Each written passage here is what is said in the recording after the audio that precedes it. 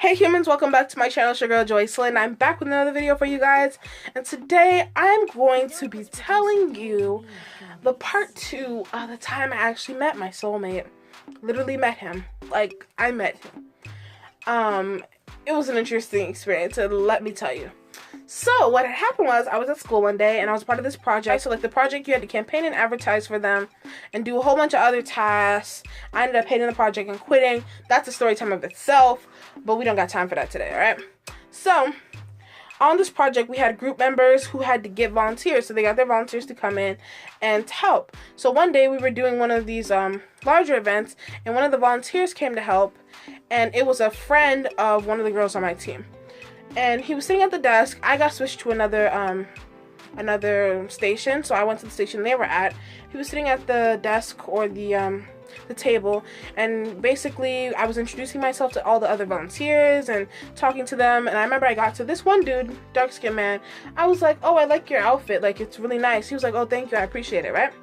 Think nothing of it. I sit down, and this is over a course of hours, by the way, because it was like different stations, and yeah, it was a lot. Anyway, so I sit down and we're talking, and he's just really good at persuading people to sign up. And he was helping people pledge, and he would give them treats from the supplies that the program provided for those people who pledged and signed up. And he was really good at interacting. Like, he would dance, engage, conversate with people, and try to get people to sign up and pledge or whatever. Really good at that. So I was like, okay, that's cool. And I don't care. Like, I don't think nothing of it. I'm not thinking nothing of this dude. Like, you're just a dude, right? So we run out of snacks, right? That to give out to the people who pledge. We ran out of snacks to give out to the people who were pledging. And he actually bought like a whole bunch of snacks before coming, because he knew it was going to be a long day, because it was a lot of hours that he was going to eat the snacks. And he literally started giving out the snacks that he bought.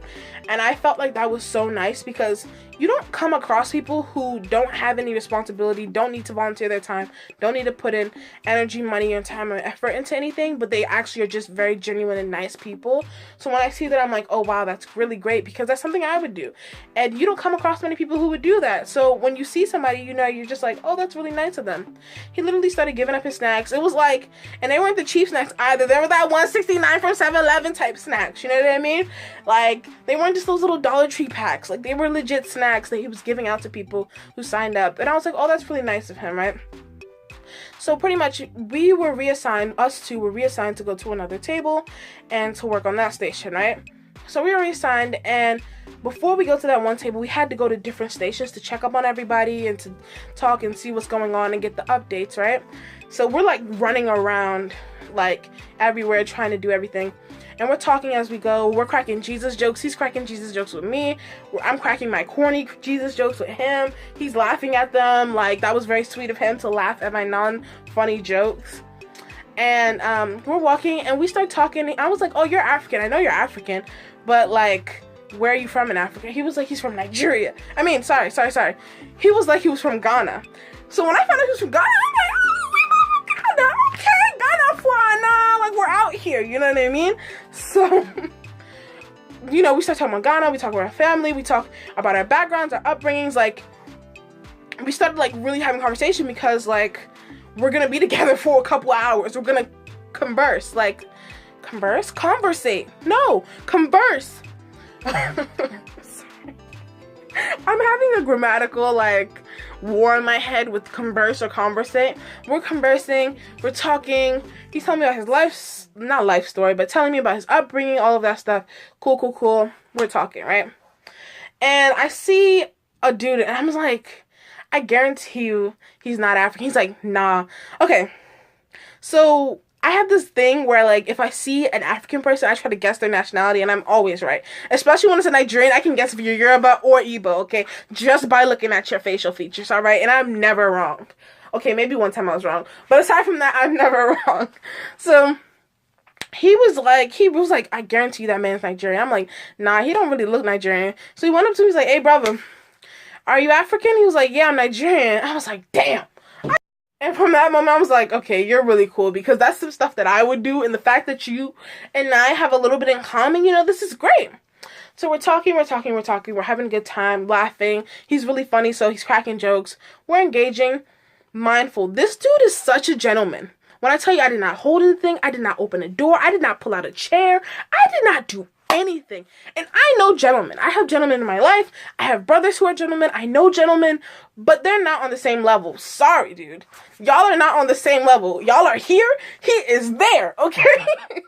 He was such a gentleman, like, and not even just to me, to everyone. I love people who are just so, like, just nice. You know what I mean? They just emit good energy, and I just love it. You know, it's just infectious. So he was so nice. Like, I remember I didn't carry one thing. Like, he had to carry boxes that were like 50, 60 pounds. And it was just like my dream. Like, I didn't carry nothing.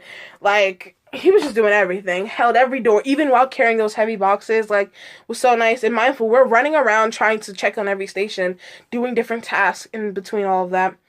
I did not take a picture. I did not hold a phone. I did not hold anything. So sweet, right? And we're talking, we're having a good time. He's so sweet.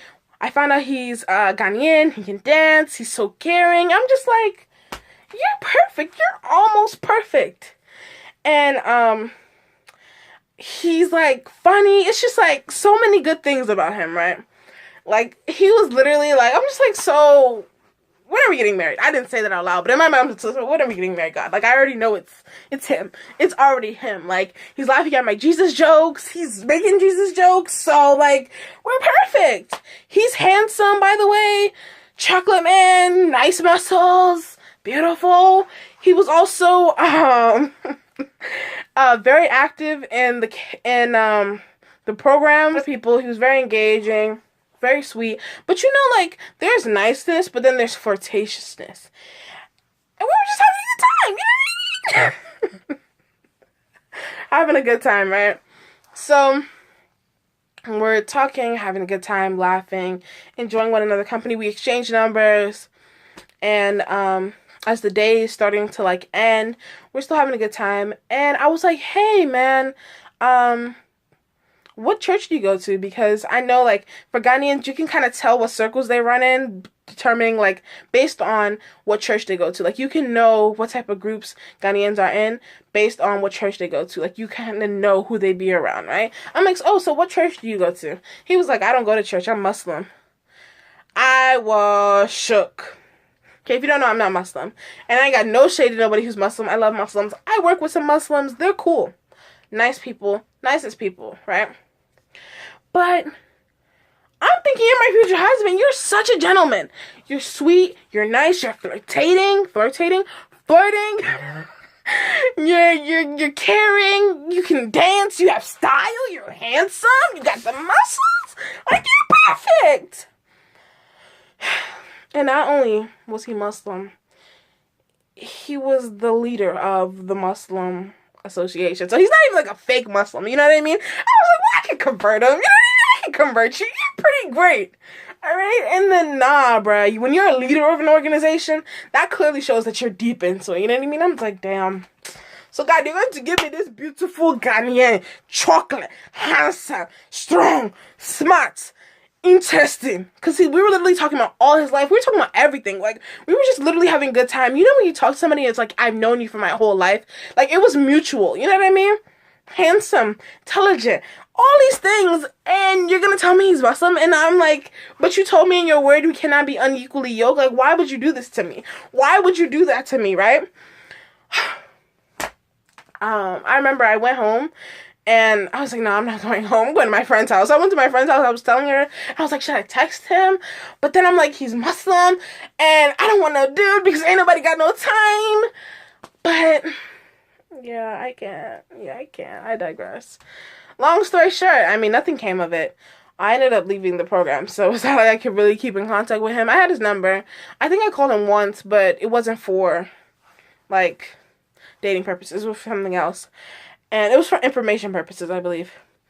And, yeah, I mean, I see him around. We say hi to one another, but it's nothing like that. And, you know, to top it all off, when I looked at the contact he put in my phone, like the number he put in my phone, the contact that he put in my phone, because you know how, like, you hand somebody your phone, they put their number in their name or whatever. I handed him my phone, he gives it back to me. And when I looked at the name, when you pronounce it with the African accent, because he pronounces it with the African accent, it's like, it doesn't sound the same. But when you read the name, it's a derivative of Muhammad. So I'm like, oh God, I should have known this dude was Muslim because his name, like, and I had a student who had the same exact name as him. So I'm like, why didn't I know that he was Muslim? Like, I'm stupid.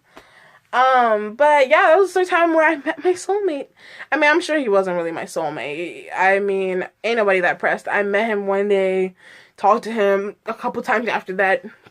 A little bit, like, it's nothing, but I can definitely say that he was very sweet, and he's changed the standard of gentleman. Okay, if you're gonna be a gentleman for me, there's a level. You cannot be on here. You need to be here. Okay, that's that's the moral of the story. Have standards. Second moral of the story is you cannot be unequally yoked.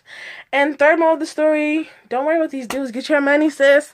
Hey, love Jesus and get your money, sis. Hey, love Jesus and get your money, sis. Anyway, that's it. That's all I have to tell y'all. I actually have a part 3 for y'all about why I decided to talk to you about this. About soulmate, my husband, you know what I mean? To tell you my thoughts on this. So stay tuned for tomorrow's video where I tell you what sparked this. Because that one is even juicy in and of itself. And I don't know why this dude tried me, but it's okay. We love God. I've been really trying to, you know what I mean, share my truth, live my truth. Because when you live your truth, nobody can use it against you. You know what I mean? And be honest. Like, ain't nobody got time to lie. I want to be honest and tell you the truth. But yeah, that's what I'm doing, y'all. I'm just living my life. And if you guys enjoy it, definitely subscribe. I mean, if you want more videos like this where I tell you nonsensical stories, please subscribe. Definitely follow me on my Snapchat because you'll probably see more of me, more of my talking, more of my ranting, more of my pictures on Instagram. Look at them right here. Boop, boop. And follow me. Like, what are you doing? Like, what are you doing? Because if you do, you make me happy. Anyway, much love. I hope you guys have a blessed week. I will see you guys tomorrow. Bye.